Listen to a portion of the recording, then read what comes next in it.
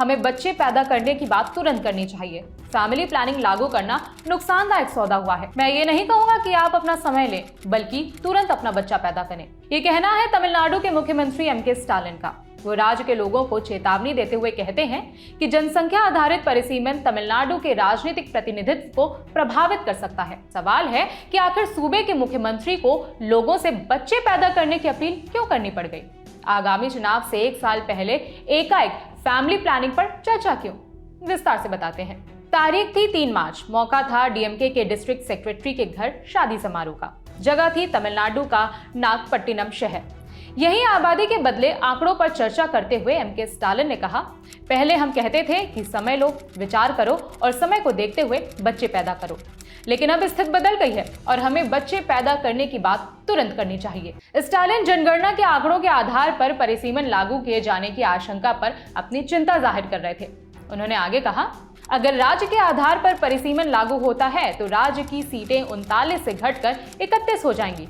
हमने परिवार नियोजन को सफलतापूर्वक लागू किया और अब हम ऐसी स्थिति का सामना कर रहे हैं। इसीलिए मैं ये नहीं कहूंगा कि आप अपना समय लें, बल्कि तुरंत अपना बच्चा पैदा करें।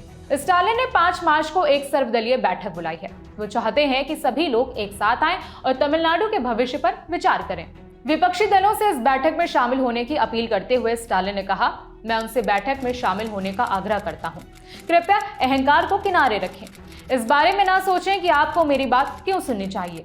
ये तमिलनाडु के लिए एक गंभीर मुद्दा है। स्टालिन ने बैठक के लिए 40 राजनीतिक दलों को बुलावा भेजा है। बैठक में निर्वाचन क्षेत्रों में परिसीमन के असर पर बात होगी। अब आपको इसका बैकग्राउंड भी बता देते हैं। 25 फरवरी को ऑल पार्टी मीटिंग थी। यहीं स्टालिन ने परिसीमन पर चर्चा करने के लिए एक सर्वदलीय बैठक बुलाने की घोषणा की।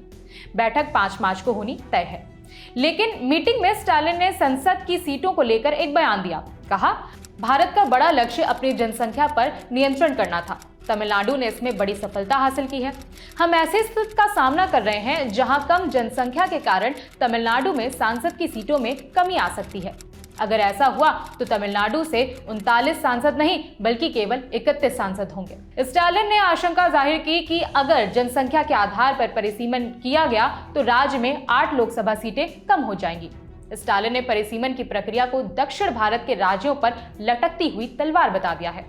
उस वक्त स्टालिन के इस संदेह का जवाब गृह मंत्री अमित शाह ने दिया था। 26 फरवरी को कोयम्बटूर में एक सभा को संबोधित करते हुए अमित शाह ने भरोसा दिलाया कि परिसीमन को लेकर दक्षिण के राज्यों से भेदभाव नहीं होगा। मोदी जी ने निश्चित रूप से आपके सभी हितों की रक्षा कर डिलिमिटेशन में आपका एक भी सीट प्रोरेटा कम न हो और जो बढ़ोतरी होगी इसमें उचित हिस्सा दक्षिण भारत के राज्यों को भी मिलेगा।